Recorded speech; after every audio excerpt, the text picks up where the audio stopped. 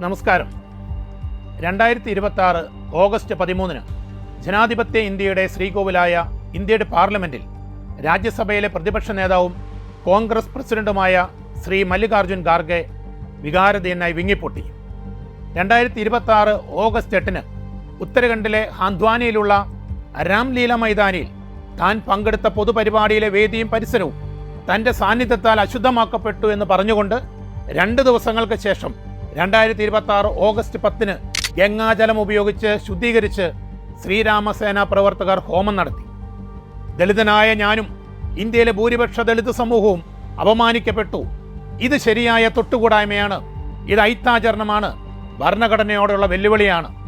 മതത്തിൻ്റെയും ജാതിയുടെയും വർഗത്തിൻ്റെയും വർണ്ണത്തിൻ്റെയും ലിംഗത്തിൻ്റെയും ജന്മസ്ഥലത്തിൻ്റെയും പേരിലുള്ള എല്ലാ തരത്തിലുള്ള വിവേചനങ്ങളും നിരോധിച്ചിരിക്കുന്ന ഇന്ത്യൻ ഭരണഘടനയുടെ ആർട്ടിക്കിൾ 15 തൊട്ടുകൂടായ്മയും ഐത്വവും പൂർണ്ണമായി നിരോധിച്ചിരിക്കുന്ന ആർട്ടിക്കിൾ 17 കൂടാതെ 1955 പ്രൊട്ടക്ഷൻ ഓഫ് സിവിൽ റൈറ്റ് ആക്ടും 1989 SC/ST പ്രിവെൻഷൻ ഓഫ് അട്രോസിറ്റീസ് ആക്ടും നിലനിൽക്കുന്ന നമ്മുടെ ഇന്ത്യ മഹാരാജ്യത്താണ്, അല്ലെങ്കിൽ ജനാധിപത്യ രാജ്യത്താണ്, രാജ്യസഭയിലെ പ്രതിപക്ഷ നേതാവും കോൺഗ്രസിന്റെ പ്രസിഡന്റുമായ ശ്രീ മല്ലികാർജുൻ ഖാർഗെ അപമാനിക്കപ്പെടുകയും ജാതീയ അധിക്ഷേപം നേരിടുകയും ചെയ്തിരിക്കുന്നത്.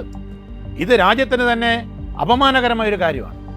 സാമ്പത്തിക രംഗത്തെ തകർത്തും തൊഴിൽ രഹിതരുടെ എണ്ണം വർദ്ധിപ്പിച്ചും പ്രവേശന പരീക്ഷ നടത്തിപ്പുകളും മറ്റും തകർത്തും കർഷക ജനതയെ ഇല്ലാതാക്കിയും നീതിക്ക് വേണ്ടി പോരാടുന്ന ഇന്ത്യൻ യുവതയെ തെരുവിലിട്ട് തല്ലിച്ചതച്ചും അഴിമതിയും മട്ടിമറികളും നടത്തി ഭരണം പിടിച്ചും വിദ്യാഭ്യാസ സമ്പ്രദായത്തെ നശിപ്പിച്ചും രാജ്യത്തെ വിറ്റുമുടിച്ചും ഇന്ത്യയെ ഹിന്ദുത്വവൽക്കരിക്കുക എന്ന അപ്രഖ്യാപിത ലക്ഷ്യത്തോടെ മാത്രം പ്രവർത്തിക്കുന്ന വികസിത് ഭാരത് സൃഷ്ടിക്കുന്ന സർക്കാരിന്റെ ശിരസിൽ ഒരു പൊൻതൂവൽ കൂടി ചാർത്തി കൊടുത്തിരിക്കുകയാണ് ഇവിടുത്തെ ശ്രീരാമസേന. ഇരയായതാകട്ടെ ഇന്ത്യ കണ്ട ഏറ്റവും മികച്ച ദളിത് നേതാക്കളിൽ ഒരാളായ ശ്രീ മല്ലികാർജുൻ ഖാർഗെ. നമ്മളൊന്ന് കണ്ടു നോക്കണം. കർണാടകയിലെ ബിഹാർ ജില്ലയിൽ വാരവട്ടിയിലെ ദളിത് കുടുംബത്തിൽ 1942 ജനിച്ചു. 6 വർഷങ്ങൾക്ക് ശേഷം ഹൈദരാബാദ് നിസാമിന്റെ സ്വയം സേവകർ നടത്തിയ തീവെപ്പിൽ അമ്മയും പെങ്ങളും കൊല്ലപ്പെട്ടു. സാമൂഹിക വ്യവസ്ഥതകളോടും അടിച്ചമർത്തലുകളോടും വർണ്ണവിവേചനങ്ങളോടുമൊക്കെ പോരാടി നേടിയ വളർച്ച 1972 മുതൽ കർണാടക നിയമസഭാ അംഗം, സംസ്ഥാന ആഭ്യന്തര മന്ത്രി സ്ഥാനമടക്കമുള്ള മന്ത്രി പദവികൾ, 2009 മുതൽ പാർലമെന്റ് അംഗം, 2ാം UPA സർക്കാരിൽ റെയിൽവേ തൊഴിൽ വകുപ്പ് മന്ത്രിയായി പ്രശോഭിച്ചു. ഇന്ത്യൻ നാഷണൽ കോൺഗ്രസിന്റെ 61ാമത്തെ പ്രസിഡന്റ്, നിലവിൽ രാജ്യസഭയിലെ പ്രതിപക്ഷ നേതാവ്. അദ്ദേഹത്തിന് പോലും രക്ഷയില്ലാത്ത ഇന്ത്യ. ജാതീയ വർഗീയ കോമരങ്ങൾ ഉറഞ്ഞു തുള്ളുകയാണ്. ഇപ്പോഴും ഇന്ത്യയിലെ ദളിതരെയും അവർണരെയും അംഗീകരിക്കാൻ സാധിക്കാത്ത വരേണ്യവർഗം വർഗീയ വിഷം ജാതീയതയിൽ കലർത്തി ഇന്ത്യ മുഴുവൻ വിതരണം ചെയ്തുകൊണ്ടിരിക്കുക. ഈ വരേണ്യ തീവ്രവാദ വർഗത്തിന് എന്ത് ഭരണഘടന, എന്ത് നിയമവ്യവസ്ഥകൾ? ഹിന്ദുത്വ തീവ്രവാദത്തെ പുൽകാത്തവരെല്ലാം ഹിന്ദു വിരുദ്ധരാണെന്നാണ് ശ്രീരാമസേനക്കാർ മാധ്യമങ്ങളോട് അടുത്ത കാലത്ത് പറഞ്ഞത്. മനുഷ്യത്വവും തുല്യതയുമാണ് ഏറ്റവും വലിയ ലോകത്തിലെ മതം എന്ന സത്യം ഈ വർഗത്തെ ആരിനി പറഞ്ഞു പഠിപ്പിക്കും? ഭരണഘടന മുന്നോട്ട് വയ്ക്കുന്ന നീതിയും സ്വാതന്ത്ര്യവും സമത്വവും സഹോദരത്വവും ഒക്കെ ഇവർ വലിച്ചെറിയുകയാണ്. ചാതുർവർണ്ണത്തിൽ അടിസ്ഥാനമിട്ട വർണ്ണ വ്യവസ്ഥതയുടെ നരകക്കൂട്ടിലേക്ക് ജാതി കൂടി എത്തിയതോടെ ചാതുർവർണ്ണത്തിന് പുറത്തുള്ള അടിച്ചമർത്തപ്പെട്ട പാർശ്വവൽക്കരിക്കപ്പെട്ട പീഡിത ദളിത് ആദിവാസി ചണ്ടാള സമൂഹം വരേണ്യവർഗത്തിന് തൊട്ടുകൂടാത്തവരായി. ഇതൊരു ജനതയുടെ മനോരോഗമാണ്. അടിയന്തര ചികിത്സ വേണ്ടുന്ന മാരക രോഗമാണത്. ഇതിനെ ചികിത്സിച്ചേ പറ്റൂ. സാമൂഹിക ബഹിഷ്കരണങ്ങൾ, ശാരീരിക ആക്രമണങ്ങൾ, വിദ്യാഭ്യാസ നിഷേധം, അവകാശ നിഷേധം തുടങ്ങിയ അടിച്ചമർത്തലുകളിൽ ഗതികെട്ട ഒരു ജനത ഏതെങ്കിലും ഒരു നിമിഷം ഒന്നാകെ മനുഷ്യാവകാശങ്ങൾക്ക് വേണ്ടി പോരാടാൻ തീരുമാനിച്ചാൽ അതിനെ തടയിടാൻ ഈ രാജ്യത്തെ 2-3% മാത്രം വരുന്ന വരേണ്യവർഗത്തിന് അല്ലെങ്കിൽ സാമ്പത്തിക അധികാര വർഗത്തിന് ഒരിക്കലും പറ്റാതെ വരുമെന്നത് ഇന്നിന്റെ യാഥാർത്ഥ്യമാണ്. ഭരണഘടനയെ പരസ്യമായി ലംഘിക്കുന്ന ഈ കാട്ടാളന്മാർക്കെതിരെ എന്ത് നടപടിയാണ് ഇതുവരെ എടുത്തിട്ടുള്ളത്? അവർ ഇന്ത്യയുടെ ഭരണഘടനയെ വ്യവസ്ഥരായി നഗ്നരാക്കി നിർത്തിയിട്ടും അത് കാണാൻ പറ്റാത്ത വിധം അന്ധരായി നമ്മുടെ ഭരണകർത്താക്കൾ. ഇന്ത്യയിൽ തൊട്ടുകൂടായ്മയും ഐത്വവും ഇന്നും തുടർന്നുകൊണ്ടേയിരിക്കുന്നു. ഇത് നാളെയും തുടരും. കാരണം അത് ഹിന്ദുത്വത്തിന്റെ നിലനിൽപ്പിന്റെ പ്രശ്നമാണ്. ഹിന്ദുത്വം നിലനിൽക്കണമെങ്കിൽ അടിമത്തം അത്യാവശ്യമാണ്. അടിമത്തം നിലനിൽക്കണമെങ്കിലാകട്ടെ ചാതുർവർണ്ണ വ്യവസ്ഥകൾ അടിച്ചേൽപ്പിക്കപ്പെടണം. ശ്രീ മല്ലികാർജുൻ ഖാർഗെ പാർലമെന്റ് നിലവിളിച്ചത് അദ്ദേഹത്തിന് വേദന ഉണ്ടായതുകൊണ്ട് മാത്രമല്ല, താൻ അംഗമായിരിക്കുന്ന ദളിത് സമൂഹം നിരന്തരം വേട്ടയാടുന്നതിൽ മനംനൊന്താണ്.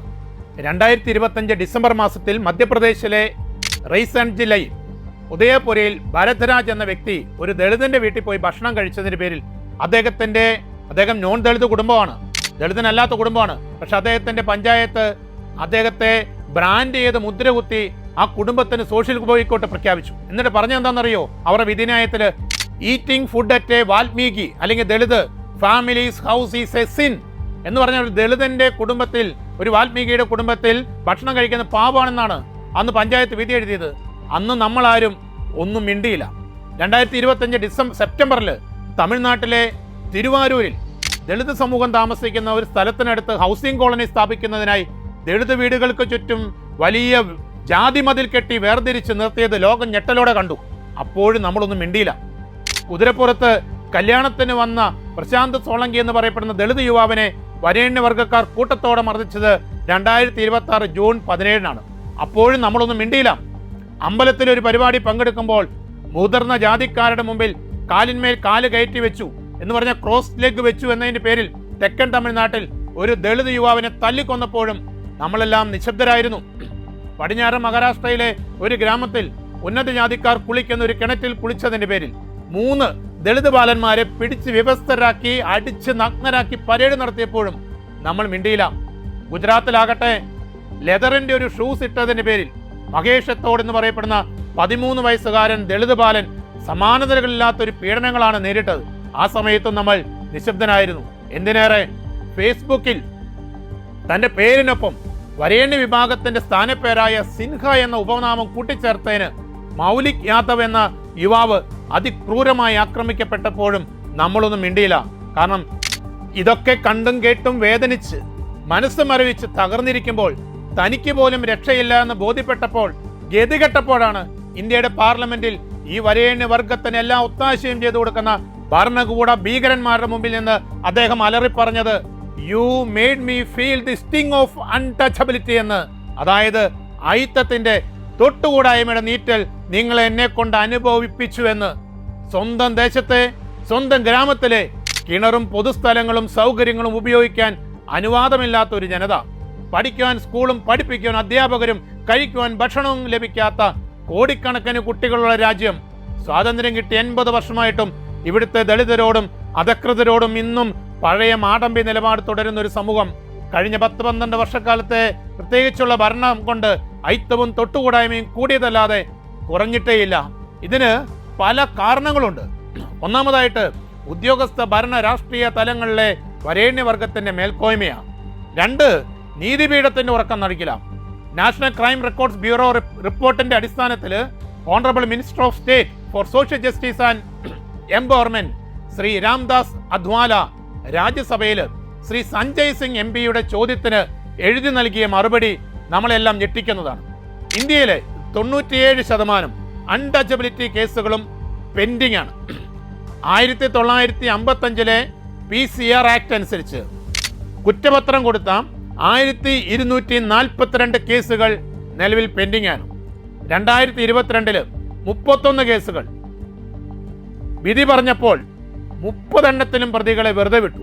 ഒരെണ്ണം മാത്രമാണ് ശിക്ഷിക്കപ്പെട്ടത്.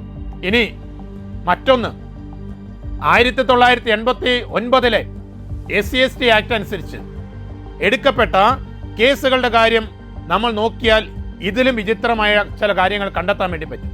2020 45,995 കേസുകൾ രജിസ്റ്റർ ചെയ്യപ്പെട്ടപ്പോൾ കുറ്റപത്രം നൽകിയത് 36,178 കേസുകളിൽ മാത്രമാണ്.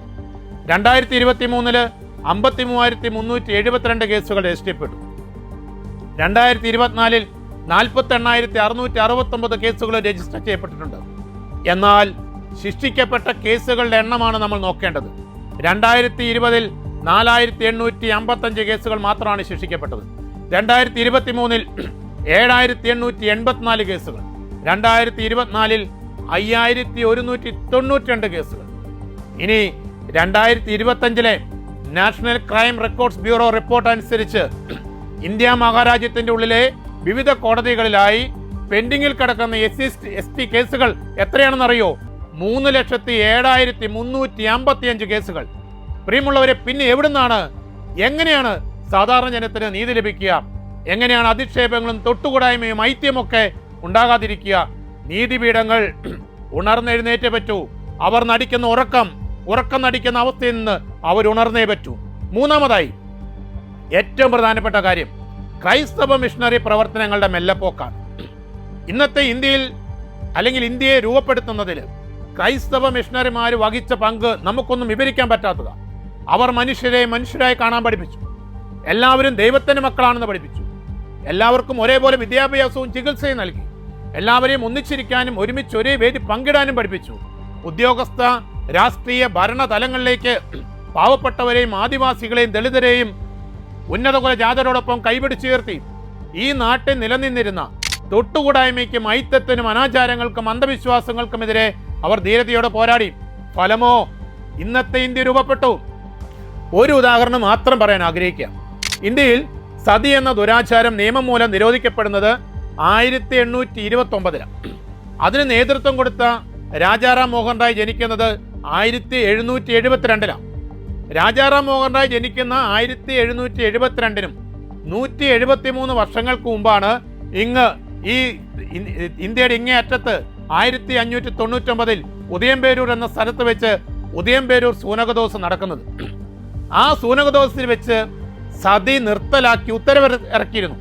അതായിരുന്നു ക്രൈസ്തവ സമൂഹം ഈ നാടിന് ചെയ്ത നന്മകൾ. ഇന്ന് ഇന്ത്യയിലെ ക്രൈസ്തവ സഭയ്ക്കും മിഷണറിമാർക്കും ക്രൈസ്തവ വിദ്യാഭ്യാസ സ്ഥാപനങ്ങൾക്കുമെതിരെ ഇന്ത്യയിൽ സംഘപരിവാരങ്ങളും തീവ്ര ഹിന്ദുത്വ തീവ്രവാദികളും നിരന്തരം ആക്രമണം നടത്തുന്നതിന് പുറകെയുള്ള കാരണം മറ്റൊന്നുമല്ല. ക്രൈസ്തവ സഭയിലൂടെയും ക്രൈസ്തവ മിഷണറിമാരിലൂടെയും ഇന്ന് ഇന്ത്യയുടെ ഗ്രാമാന്തരങ്ങളിൽ നടക്കുന്ന ദളിതരുടെയും ആദിവാസികളുടെയും പിന്നോക്കക്കാരുടെയും പാർശ്വവൽക്കരിക്കപ്പെട്ടവരുടെയും ഉന്നമനത്തെയാണ് ഇക്കൂട്ടർ ഭയപ്പെടുന്നത്. അവരുടെ ഉന്നമനം വർണ്ണവ്യവസ്ഥിതികളെ പൊളിച്ചേറിയുമെന്ന് അവർക്കറിയാം. അത് സംഭവിച്ചാൽ ഈ നാട്ടിലെ ഐത്തവും തൊട്ടുകൂടായ്മയും അനാചാരങ്ങളും ഇല്ലാതാകും. അത് ഈ നാട്ടിലെ അടിമത്തത്തെ ഇല്ലാതാക്കും. അടിമത്തം ഇല്ലാതായാൽ ഹിന്ദുത്വം എന്ന സ്വപ്നം അവസാനിക്കും. ഈ ഒരു ഭയമാണ് ക്രൈസ്തവ സമൂഹത്തിനെതിരെയും ദളിത് സമൂഹത്തിനെതിരെയും ശക്തമായി നീങ്ങുവാൻ ഇന്നും വരേണ്യവർഗത്തെ പ്രേരിപ്പിച്ചുകൊണ്ടേയിരിക്കുന്നത്. ഇതിനെ ജനാധിപത്യ ഇന്ത്യ ജനാധിപത്യമായ രീതിയിൽ നേരിടുമെന്ന കാര്യത്തിൽ ആർക്കും ഒരു തർക്കവുമില്ല. ഐത്യത്തിന്റെ തൊട്ടുകൂടായ്മയുടെ നീറ്റൽ നിങ്ങൾ എന്നെ കൊണ്ട് അനുഭവിപ്പിച്ചു എന്ന് ഇനിയൊരാളും ഈ നമ്മുടെ ഇന്ത്യയിൽ പറയാൻ നാം ആയിട്ട് അനുവദിച്ചുകൂടാ, നാം അനുവദിക്കരുത്.